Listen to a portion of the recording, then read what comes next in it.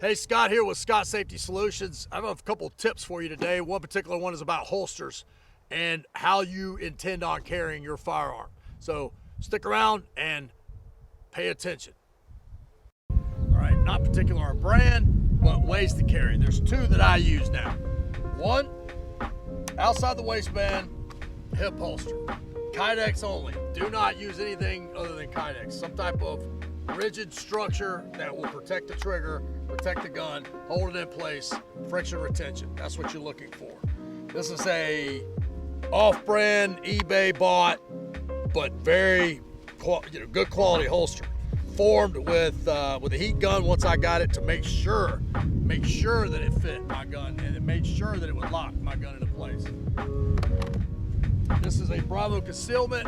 I highly advise these guys are squared away as well. Very good quality stuff. And then you got Tenacore that I like for inside the waistband. These are both appendix carry inside the waistband. Notice these holsters, I've got cushion on these, by the way. That's what I want to go ahead and get that out of the way now because that is something that's obvious. Yes, that's a heel pad with a rubber band. Works like a champ. Gel, very good. If you're gonna wear one, that's what I would suggest. This is the pillow, not very good. Also, look at how big these things are. Look at the girthy they are, if you will. Look at the size of those holsters, right? So which one would you like pressing up against your appendix? Would you like a narrow, slick one, right? If you got a bigger belly, if you're even gonna try to pull this off, listen, big belly guys, big guys with any kind of larger abdominals, even if you're muscular and you have larger belly for lifting weights, whatever, you're not gonna want a big, thick hunk of plastic and steel bulging outside of your waistband. All right, here's a couple reasons why. One, it's uncomfortable, you gotta urinate. As you get my age, 50 plus, you're not gonna want something pressing on your bladder all the time. Two, believe it or not, and I think it could be a correlation, it could be a connection, I had an abdominal blockage, right? I had a intestinal blockage that was pressing and adheres to my appendix. And I believe there could have been some correlation there between wearing inside the waistband, appendix carry, pressing on that area. And I've got the scars to prove it.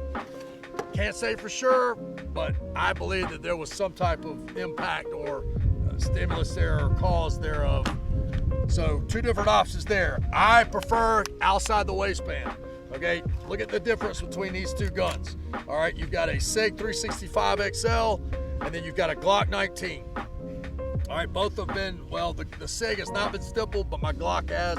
I love the Glock, but it's a heavier gun. All right, but this gun, this SIG 365 is very slick. You got a subcompact, you got compact. Great for if you really need to conceal and not let that gun be seen. This is a great gun, very sleek, all right? This is a lot more comfortable, less weight, all right? This is less weight on my waist, all right? After a while, yes, it does make a difference. So it's a matter of choice about what size of a person you are, if this is gonna work for you. I suggest if you're gonna be a serious concealed carry individual, you need to be cognizant of these two things, and these are the two options that you have. You've got outside the waistband, belt loop type secure holster to your belt with an extra magazine pouch on the other side. Doesn't matter what it is. This is a Safariland, very cheap plastic type, but it's a low profile and it fits these SIG magazines fairly well. All right, that's the Glock magazine. Let's pull out one that actually fits in there. The one else comes. So SIG slides in there very well. This is a universal type pouch you can use for either one, and I have used it for both. All right, but you can see that's a higher profile. It sticks up a lot higher. All right, but this is a lot more comfortable. It's made out of more of a rubbery material, whereas the Kydex doesn't give. This will give a little bit. All right, but when it comes to protecting my gun, I am not going to play around with any kind of soft material when it comes to this. And I'm going to use the heat gun to heat this plastic up, this Kydex up, this material, and I'm going to press in and make sure that my gun locks in there very secure, right? Last thing you want is be doing backflips on a dance floor and your gun fall out of your waistband. It's bad juju. It just doesn't look good, right? Especially if you shoot someone, which adds a whole nother level of trouble. Unless you're an FBI agent, then you can just do whatever you want. But I digress.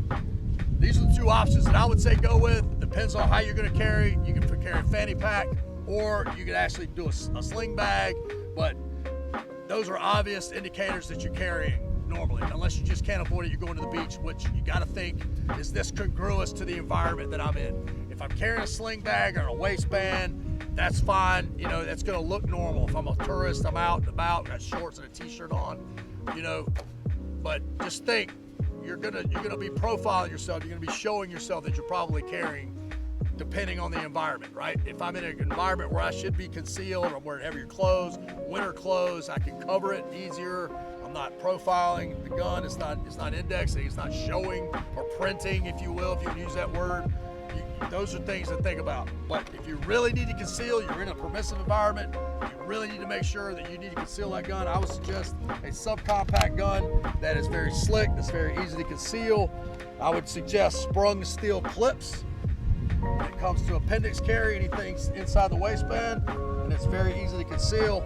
I can even tuck this shirt in with this Tenacor holster. Really easy to conceal. That's kind of obvious, but it's not extremely obvious. It does help, especially if you're wearing a coat or you're wearing like a jacket or vest, you can get away with it. If you're wearing short sleeves, you can kind of pull it over where it's kind of untucked, kind of like a baggy look. You can even tuck it behind it and then pull it out just a little bit if you wanted to and conceal it, and it could even cover up maybe some of those clips. So those are two options: outside the waistband belt loop, inside the waistband appendix carry.